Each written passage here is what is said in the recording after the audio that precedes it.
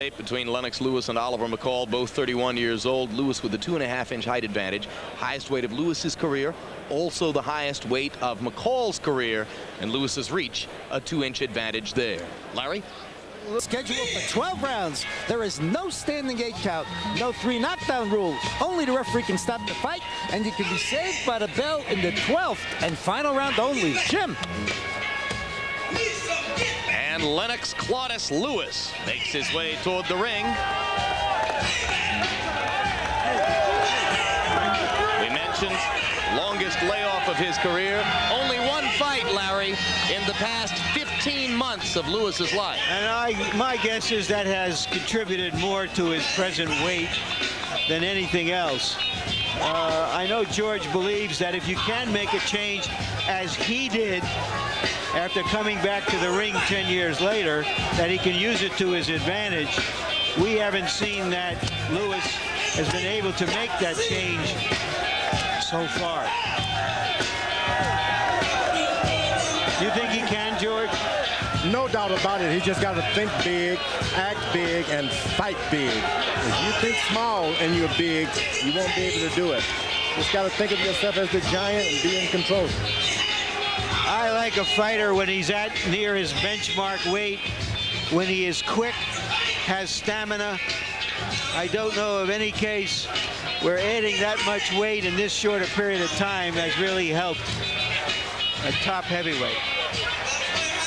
We've looked long and hard through boxing records to find another case where a trainer trained one fighter in a championship fight in any weight class and then came back to train the other fighter in a championship rematch. But that is the case for Emmanuel Stewart tonight, as far as we can tell. It has never happened before.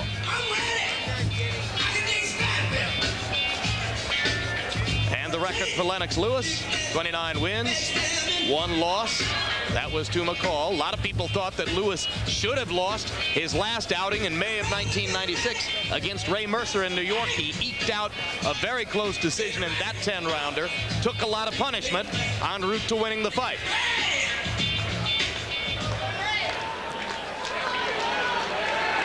And now Oliver Mccall, who won a coin flip, and I say won the coin flip because he has the right to come out second and now can make Lewis wait in the ring, has so far made no indication to us that he's going to come out of that dressing room. So, despite the fact that he knocked out Lewis, he is a 3-1 underdog, largely because he looked lethargic beating the 45-year-old Larry Holmes and looked like he had slipped himself a Mickey when he lost the title to Bruno. But he may be one of those fighters who fights better as a challenger when there's something to win than as a champion when there's something to defend. You've known those kind of guys, haven't you, George? Yeah, sometimes it's easier to get yourself all worked up when there's something out there to gain. When you get it, figure you only have something to lose.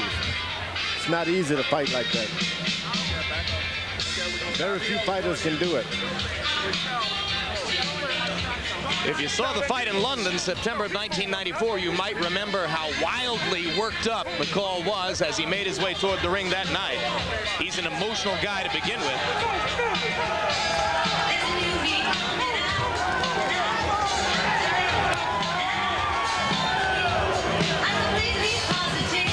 Well, it sure looks like he wants to fight. Well, he decided not to make Lewis wait after all as he runs into the ring with his various entourage members trailing behind.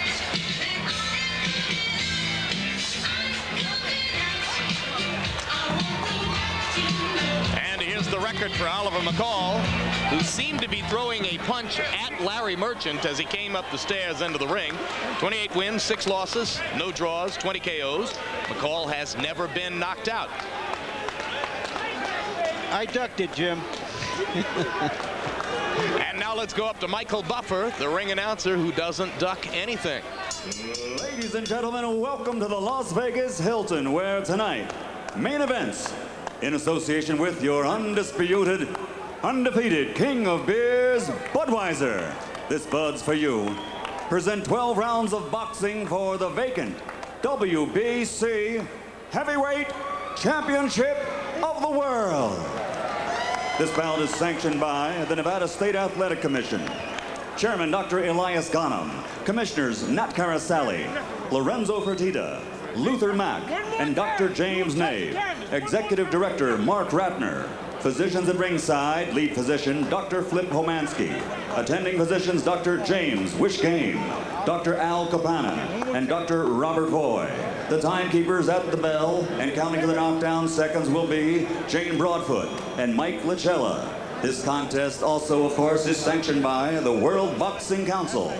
President at ringside tonight, Jose Suleiman. WBC Supervisor, Edward Thangaraja. The 3 judges scoring the contest on the 10-point must system will be Anik Hungtungkam, Larry O'Connell, and Dalby Shirley. And when the bell rings, the man in charge of the action, your referee, Mills Lane. And now for the thousands in attendance and the millions watching around the world. This is the moment we've all been waiting for. From the Las Vegas Hilton, ladies and gentlemen, let's get ready to rumble!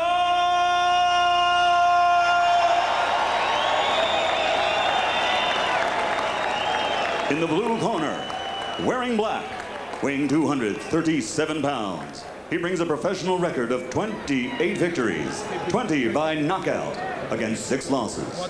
This evening he plans a return to glory by proving his victory over 2.5 years ago against the man he now faces was not a fluke. Ladies and gentlemen, from the Windy City, Chicago, Illinois, introducing the WBC #2 ranked heavyweight contender, the former WBC World Heavyweight Champion, the Atomic Bull, Oliver Mccall.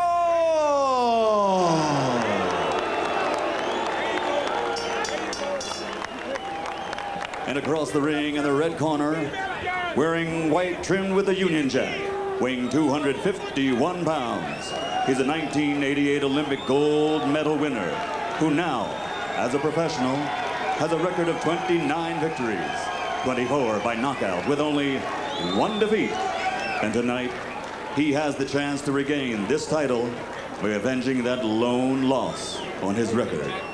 From East London, England, presenting the #1 ranked WBC heavyweight contender, former WBC heavyweight champion of the world, Lennox.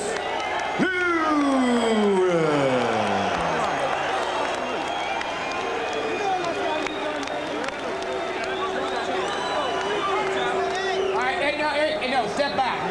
Hey, look. There you go. Now, just a minute. There you go. That's right. Oh, wait a minute, Greg. Manny, if he goes right there, I'm not going to call it low, all right? No problem. We've already gone through the instruction. This is for the title.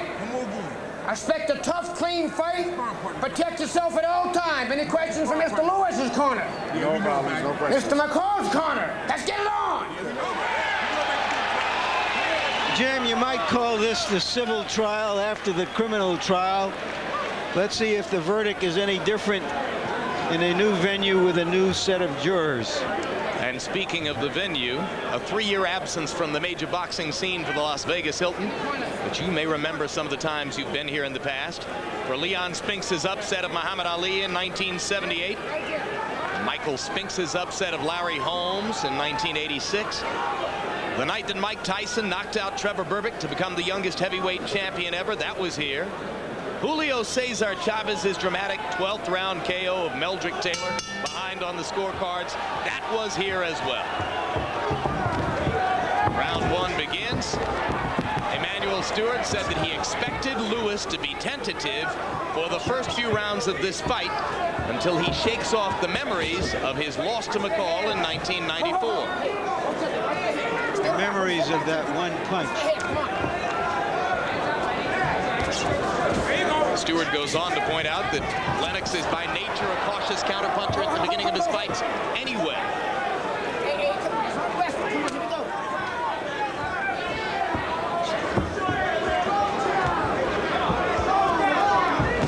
Amid all of his turbulence combinations the last time around. Mccall effectively followed the fight plan put forth by Stewart. Does he have another plan tonight?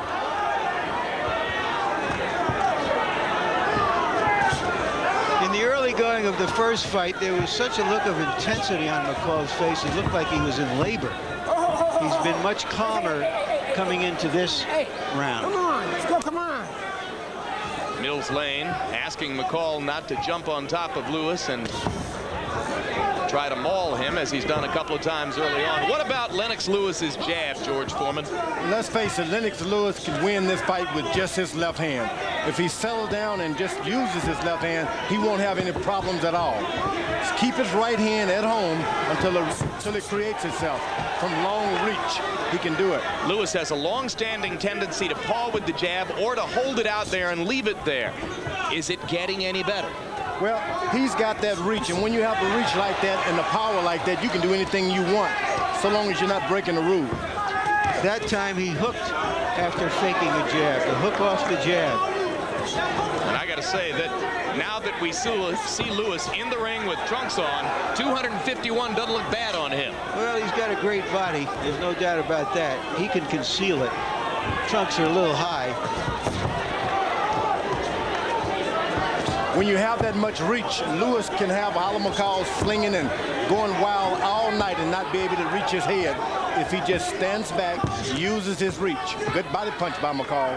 And when you're 250 pounds, you don't want to be hitting the body much.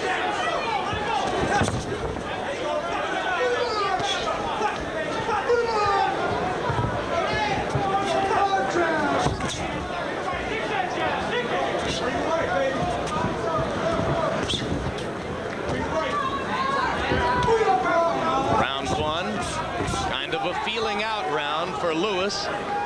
Mccall made some noise early and has been largely acquiescent in the last 2 minutes of the round. Mccall jumped up Lennox Lewis, which played right into Lewis's hand.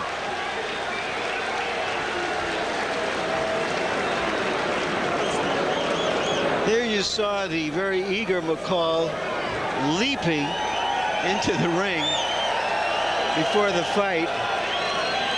He didn't seem that eager during the first round. Use the jab, you'll hit the guy with something.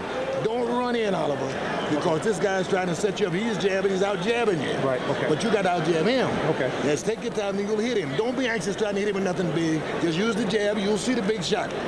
You understand? Now, but stay on top of the guy. Keep him going back. Don't you go back, because this guy can't fight too well going back. He can't throw punches. But if you let him come forward, Seconds out. If you let him come forward, he's going to be able to hit you. Come on, Manny. George Benton asking Oliver Mccall for more aggression, saying Lewis can't fight if he's going backward. Mccall was unable to make Lewis go backward in an effective way in the first round, and Lewis comes out and establishes that pumping jab at the beginning of round two. 49 of Lewis's 57 thrown punches in the first round were jabs. He didn't land but 10 of them, but he set the tempo early. Yeah, you know, Lewis has got to be patient, of course. He's going to be a little reluctant because of the earlier fight in that right hand. Let this guy rush him. His corner told him to charge, Lewis, but you never want to follow and charge or punch you around. That's when you get yourself hurt. Come on, quick grab it. Come on, Oliver. Let's grab it. Quick grab it. You want to make a puncher chase you, Grab it, come on. because he's not effective going forward. And as McCall threw two wild overhand rights, you saw how wary of that punch Lewis is. Now there's a good stiff jab by McCall inside, his best punch of the fight so far. And Lewis demonstrates exactly what Benton talked about. Doesn't throw punches when he backs up and opens himself up by dropping his hands. Instead of coming in and clutching or punching, he backs up and leaves himself open. Hard right hand by Lewis. And he just misses an uppercut that might have done even more damage. So Lennox Lewis begins to throw the right and takes advantage of the charging Mccall with that uppercut. Yes, on this occasion, rather than backing up, he threw the uppercut when McCall was charging him. And McCall ducks his head and looks away as Lewis misses over his right hand. Come on, let him go. Watch that hand. Come on.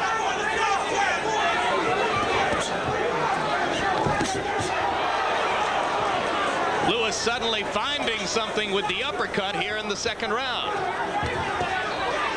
That's going to slow down McCall's charges, although here McCall gets to him with a left and a right. Let him go. Come on.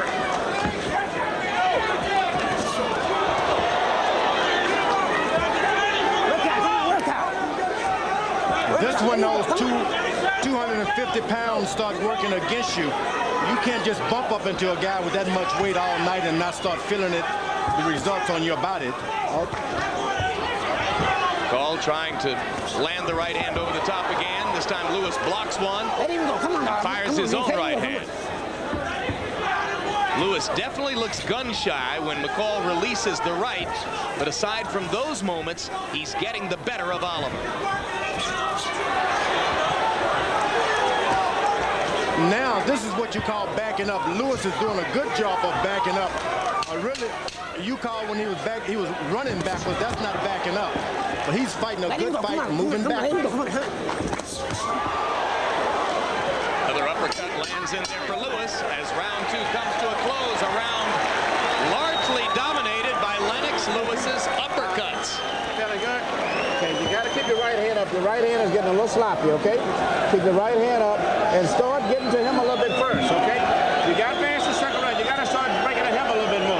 You let him initiate a little too much. Jab, break it in, but you got to start a little faster. Your hands are coming from too long, okay? And the boy's nothing but if you want to look at his film, you're going to see how bad he looks. Anytime he runs, you put his eyes there, but don't go to the rope. Try to go in a circle and keep your hands up. George, is he throwing this uppercut correctly or from inside, or is he too far outside? Well, this is a big man. He's way up there. He'll never be able to throw a perfect uppercut because he's coming from his arms have got to go down to the level of his opponent.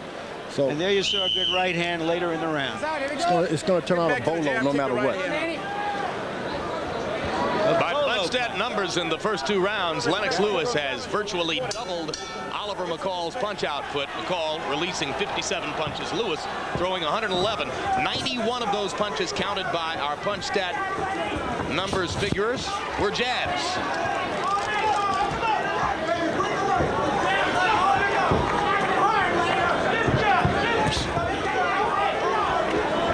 Lewis criticized throughout his career for bad balance, getting a little steadier on his feet now as round three begins.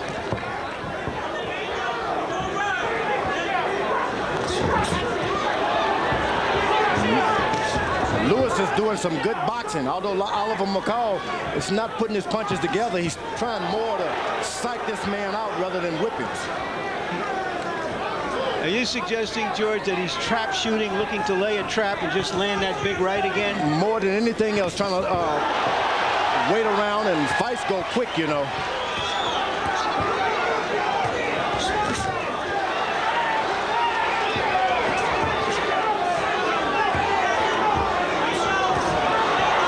Another uppercut lands for Lewis. Finding, as George Foreman points out, opportunities to box effectively. Yeah, that's what he want to do, is to box, move around, save his power for when he sees something perfect.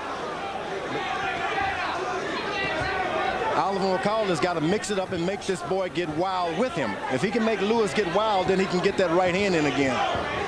But as long as Lewis is able to stand flat-footed, flick the jab, and keep McCall at a distance like this, there isn't much Oliver can do. That's true. 3 minutes goes by real quick. You got to remember, Oliver McCall was a bit smaller the first time they fought, so that right hand was delivered a lot quicker.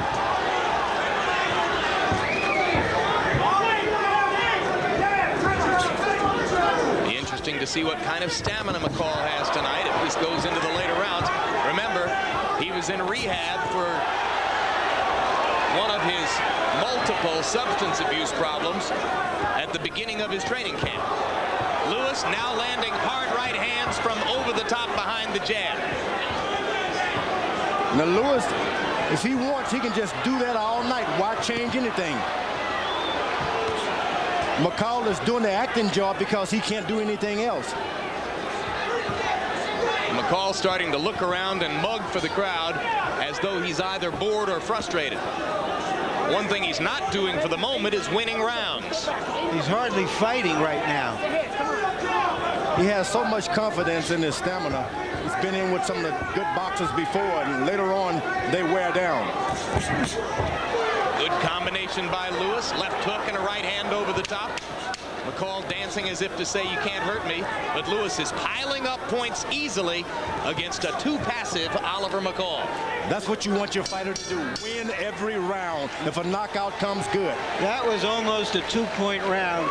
Lewis was so dominant. Okay, I gave you 2 rounds. I gave him another one. So you got 2 rounds in the bank, okay? I gave you one of them, the other one to him, okay? Working the jab. Feeling all right?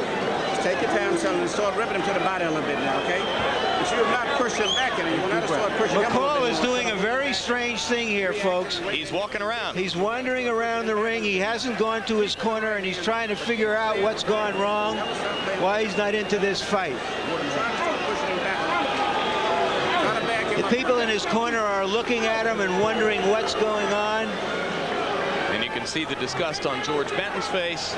I wonder if that's against the rules or not. Harold, you know anything about it? You're supposed to stay in the corner, George, but I tell you the truth, he doesn't have to sit down. You don't sit down, for example. But you are supposed to stay in the corner. You can't wander out into the middle of the ring. The referee should have definitely got it back to a corner. Oliver Mccall threw a total of 15 punches, according to our punch stat numbers in round number 3. And here he takes a hard right hand to begin the 4th. So whether Mccall is disgusted with himself, his corner, the referee, Lennox Lewis, the whole occupation of boxing, who knows? Lewis seems unsure what to do as Mccall occasionally looks away from him and invites him to attack. This is a bizarre scene. Bizarre scene. What should Lewis do, George? Well, you got to stay within the rules. Don't break any rules by hitting your guy behind the back or something like that. Then you can get yourself in trouble. It looks like he's quitting, and I'm surprised that Mills Lane, in his 19th heavyweight championship fight, hasn't gone over and said something to him about, you got to fight. Oliver, you got to fight. That's what Mills should be saying to him, because he's not doing anything. This is one of the strangest things I've ever seen in a championship fight. Well, on Tuesday of this week. And he's shaking his head at George as if to say, there's something wrong, I got nothing here. Unless he's playing the greatest game of possum I ever saw. Right hand by Lewis. Mccall able to take it, even though he had his hands down. It's got to be a difficult thing for Lewis. He's aiming punches at a sitting duck here. I don't know if the referee should let a fight like this go on. I mean, this is not what audience. Yeah, now Mills Lane is going to call time and have a conversation with Mccall.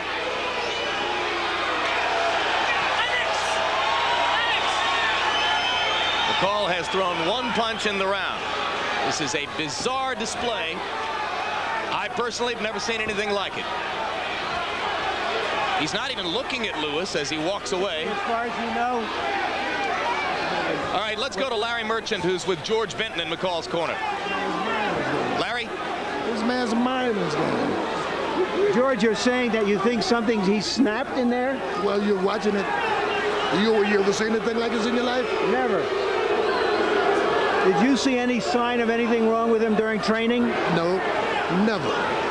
Did you see any sign of anything in the dressing room before the fight? Nothing. Do you think the referee should stop this fight because he's not fighting back? I won't. I'm in this man's corner. I won't voice no opinion on that. But although you see this man, he's still there. All you got to do is fight. Thank you, George.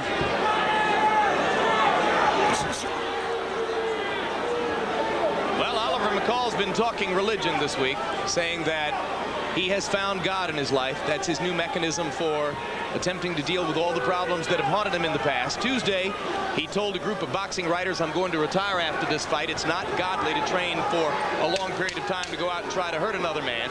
Then Wednesday, at a pre-fight news conference, he said, no, I'm not going to retire. I will keep fighting after I win the championship. But something interferes with Oliver McCall's motivation as round 4 closes here. Jim, I think this fight should be stopped right now.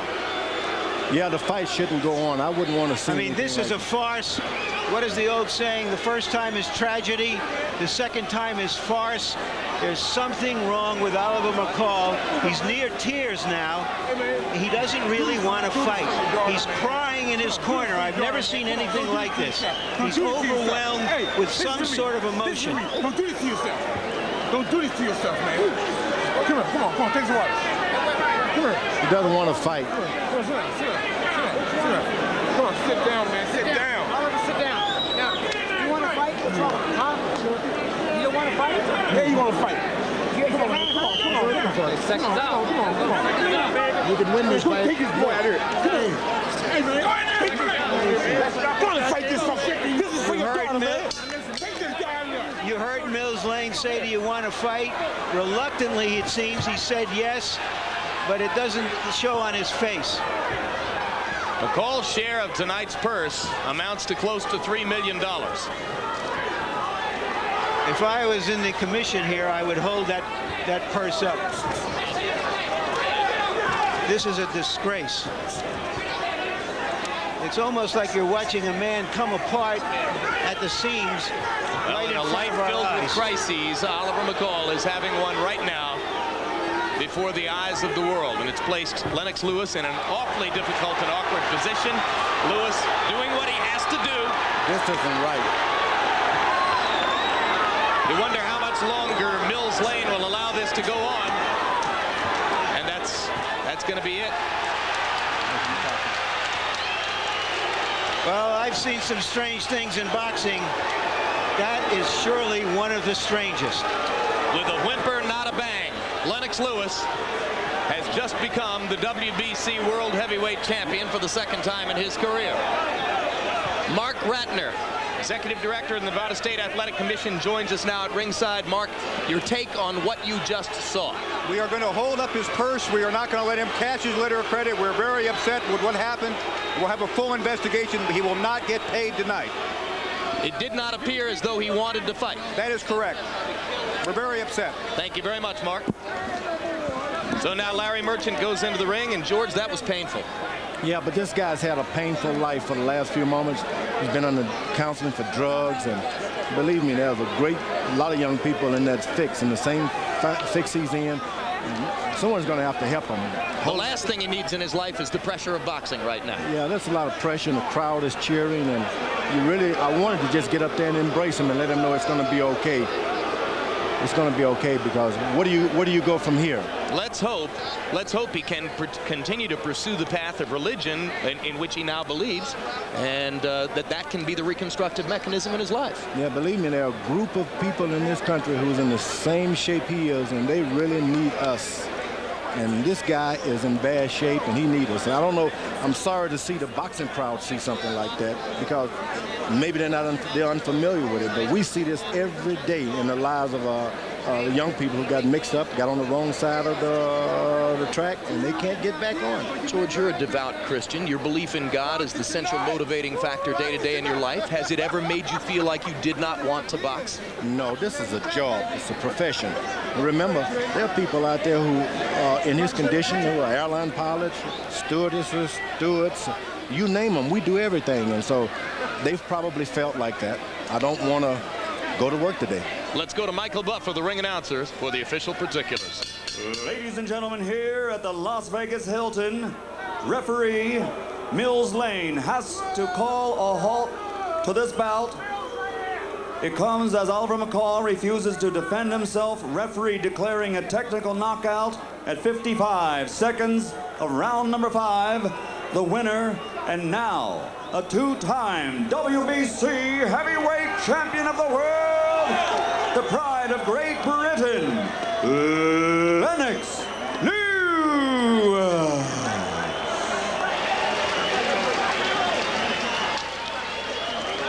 A stunned crowd at ringside here at the Las Vegas Hilton. You heard the boos. You saw some people throwing cups of ice and beverages on McCall and his entourage as they left the ring. Greg Page removing the gloves from McCall's hands, and McCall discussing with bystanders over there whatever it was that motivated him to stop fighting in the middle of his proposed championship battle with Lennox Lewis. Larry Merchant stands by with the two-time WBC heavyweight titleist. Lennox, congratulations, I guess. What did you see? Well, I think the main thing is, I went out there and just asserted myself. I didn't allow him to come in too much. I think he found it difficult to get through my jab. I was just playing with him with my jab, just popping it out, waiting for him to make a move. And, you know, when he started walking away, I thought it was a joke at first. I thought he was trying to null me into something. But then, you know, he kept on going. So I just picked up the pace and just continued. Do you think that his idea was to come out, try to land one more big right on you and end it? Otherwise, he really didn't want to fight? Well, you know, the first time we met, I realized that it was a lucky punch, and I told the world that it was a lucky punch because he doesn't have enough skill that can contend with me. The main thing, I just went out there and just, you know, put my jab out, and he couldn't really contend with that, and, you know, basically gave up. Do you think he was having some kind of a breakdown in the ring? I don't know. I wore these white trunks for a reason, but, you know, What was the reason? Oh, just to look good and have a mental kind of stress on him. You know, seeing me come out as a, you know, as a gladiator in some sense. What do you want to do next? Next, I want to get in the ring as soon as possible and just continue the winning success that I'm having. Thank you very much, Lennox Lewis. And now I'm with Emmanuel Stewart. Emmanuel, first I have to ask you about Oliver Mccall, since you trained him for the last fight. Tell us what you thought happened. I think he almost got like a miniature breakdown emotionally. He was very frustrated. I think the size of Lennox totally had him in awe, and after trying to get in, Lennox did what we told him. It was not a hard jab, it was just a continue, like a ranger jab to just keep him at a distance and keep him frustrated. We figured about 7 or 8 rounds we would knock him out, but he just got totally frustrated because he could not effectively get in, and I think it just got to a point, being that he's such a high, strong, emotional guy, that he just said, forget it. Did he, in some sense, revert to being a sparring partner after that? I think to a certain degree he did resemble a lot of the sparring partners that we worked with, and we had watched a lot of George Foreman's films, believe it or not, and we went back to just use that. We call this all the time steadily filling him with a left hand and being ready to take a step back with your right foot as soon as he comes forward, and it worked. And mentally, it just broke him down. He was so, when a guy is really charged up and wired up the way that he is, it's very easy to confuse him.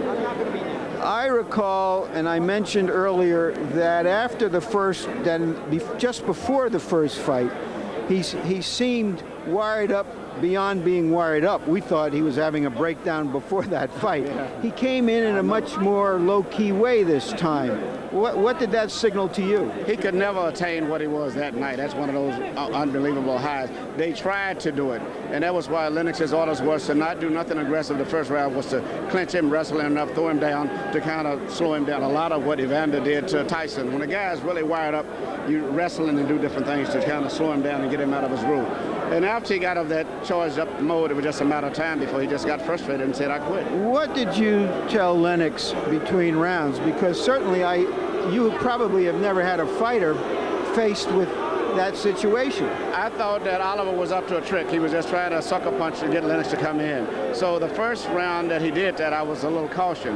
But after the last time I saw it, I said, just go ahead and charge him and put a combination of punches together, and he's going to quit. This question, I've heard stories of Emmanuel, that after this fight, you may go to train Mike Tyson. Would you comment on that? I'm with Lennox Lewis. Everybody's saying this but me. So you haven't negotiated, and you are Lennox Lewis's trainer. I've still got work to do with Lennox. We got a fight, I guess, in May against Akinwanda or whatever, and then hopefully after that the fight Holyfield, probably whoever, Tyson.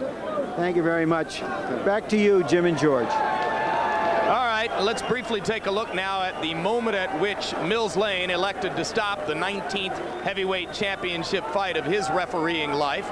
It was an all too anticlimactic moment for, I'm trying to see a monitor here, an all too anticlimactic moment for the crowd which paid big money for tickets to the fight, and a dangerous moment as well. Lennox Lewis was doing what he had to do, trying to land big right hands against an Oliver Mccall who was barely defending himself, and Mills Lane at that point had seen enough. And now we bring you live to ringside with the referee himself, Mr. Let's Get It On, Mills Lane. Mills, you've had a lot of tough assignments in boxing. That had to be one of the toughest. It was amazing. I think something happened. I think he suffered some type of an emotional breakdown. It looked like he was crying, his lip was quivering. And then I thought at first he was playing possum. And then he just wouldn't defend himself. And, I mean, it was just no use for it to go on. Was it painful for you and a little scary to watch Lewis throwing those big right hands against a guy who was barely defending himself? Especially when he had his hand down with no chance to defend himself and didn't even want to. He looked like he almost wanted to get knocked out.